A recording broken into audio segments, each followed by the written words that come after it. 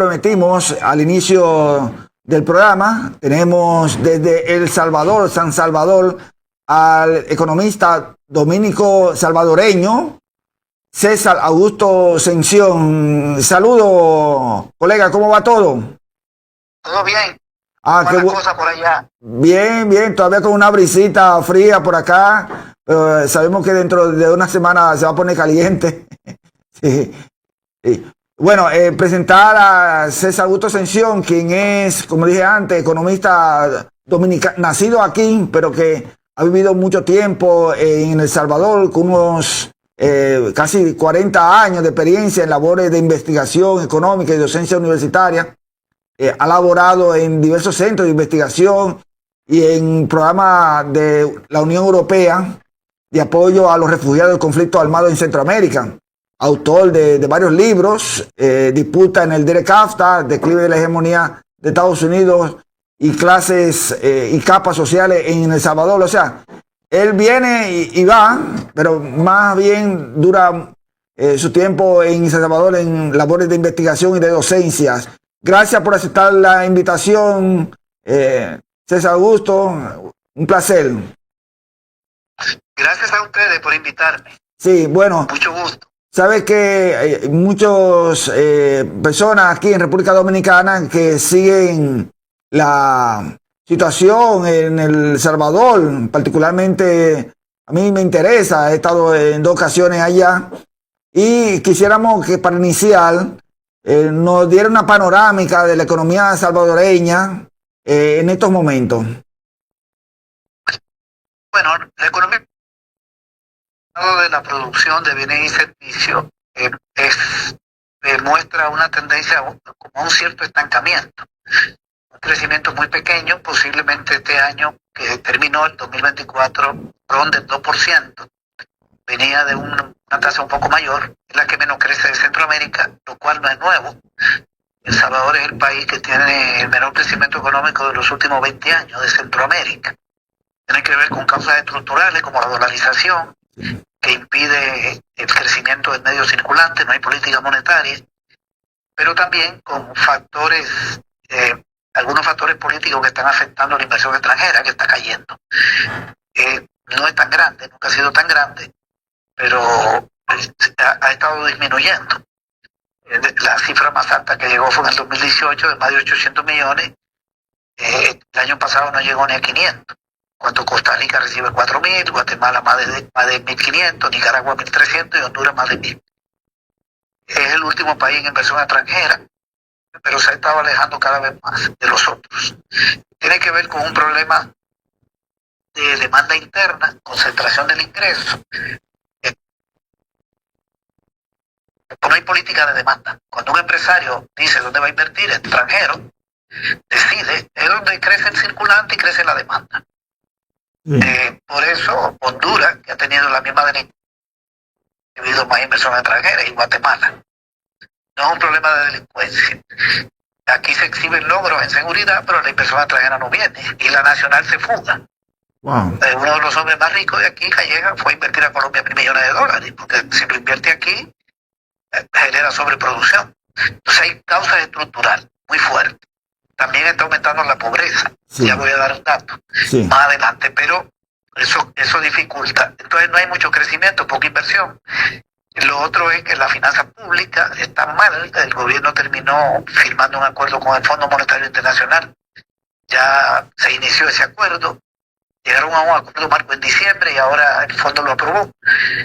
Y es un ajuste lo que viene en la finanza pública, recorte de gastos a 15 ministerios de los 16, menos a la Fuerza Armada. Recorte en salud, 11%, en educación, despido de 8.000 empleados públicos. Wow. Hasta ahora, pero son 11.000. Han cerrado más de 40 escuelas, es decir, el 40 escuelas que han cerrado. De gasto y de impuestos al consumo. Finanza pública en bancarrota, la deuda creció 63% entre el 2019 y diciembre del 24, más de 12.300 millones.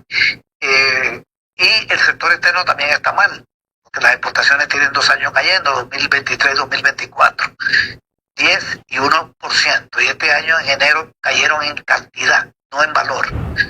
porque los precios mejoraron un poco, pero cayeron en cantidad. Es decir, el aparato exportador está mal, las importaciones siguen creciendo.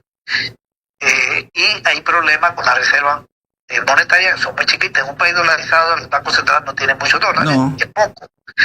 Y la reserva de liquidez, que es el encaje legal que maneja el Banco Central de los bancos, estaba en 21, Bukele lo bajó a 19.5 para que los bancos le prestaran al gobierno parte de la deuda, pero ya el fondo le planteó subirlo a 15 porque está muy riesgoso. Finalmente, la variable monetaria, el circulante estancado, la tasa de interés ha subido un poquito. Y la inflación fue muy alta 2022-23, acumulada de alrededor de 14%. El año pasado anduvo, perdón, en el 2024 anduvo alrededor de 1, porque ya la capacidad de consumo del pueblo no da para mucho. Con el aumento del desempleo no hay mayor demanda. Pero acumulada en el periodo de Bukele es de 22%. Y los salarios, el último aumento que se hizo del mínimo fue de 20%. Y a la franja que no gana el mínimo no les ha aumentado, de manera que el poder adquisitivo del dinero baja. Realmente la economía no está bien. Y la pobreza, que estaba en 22.8% de los hogares en el 2019, está en 27.3% en el 2023. No hay datos del año 2024 todavía públicos. Yo me manejo con los datos del gobierno. 130.000 personas pobres más, sobre todo la pobreza llamada absoluta o extrema, que es la carencia de alimentos. La relativa no crece mucho, pero sí la extrema. Bien, entonces el propio presidente Bukele, cuando tomó posesión de su segundo mandato en junio del año pasado, dijo que venía una medicina amarga, que la economía estaba mal y que venía una medicina amarga. Le pidió al pueblo que apoyara su programa. Discúlpame, Sención, pero no es que está mala. Por el panorama que me describe, la economía en El Salvador está en cuidados intensivos, porque un crecimiento tan pobre, los índices de pobreza altos, una situación que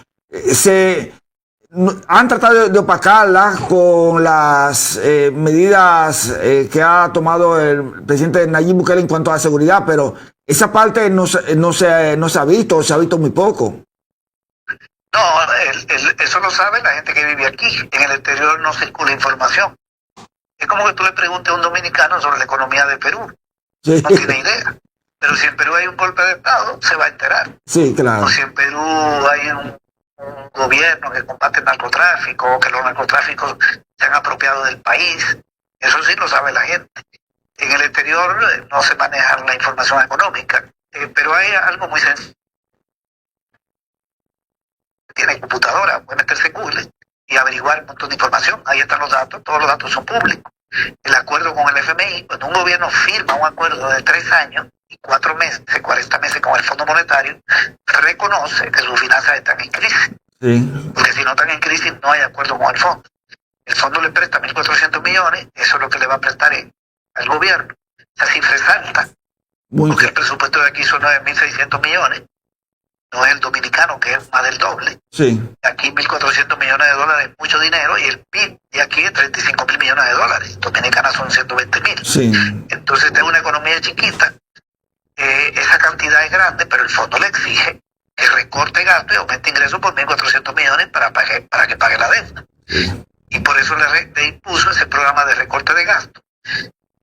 Han recortado en todos los ministerios prácticamente. A la Fuerza Armada le subieron 53 millones, pero al Ministerio de Salud le quitaron 150, a la Educación 108, a la Agricultura más de 60, porque tienen que ahorrar dinero para pagar la deuda. Sí. Y todavía no han actuado por el lado impositivo. Bueno. El gobierno le están exigiendo que le suba el IVA un punto anual, pero el fondo, pero no está obligado. Si recorta los 1.400 millones, cumple con el compromiso, porque el fondo le da 2 opciones: me baja gasto o me aumenta ingreso, o combínelo.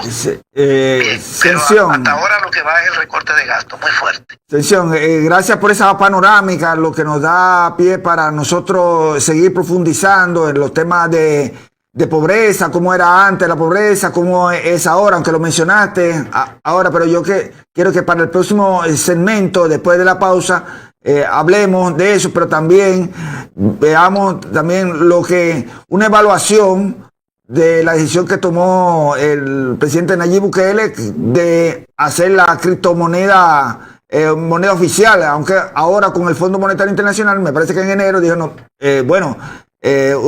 va a llegar a un acuerdo con nosotros, pero no puede tener la criptomoneda como moneda oficial. Así que con tu anuencia nos vamos a ir a una breve pausa para venir entonces con más de la economía de El Salvador. Así que estamos hablando con el economista dominico salvadoreño César Augusto Ascensión vía telefónica desde El Salvador. Así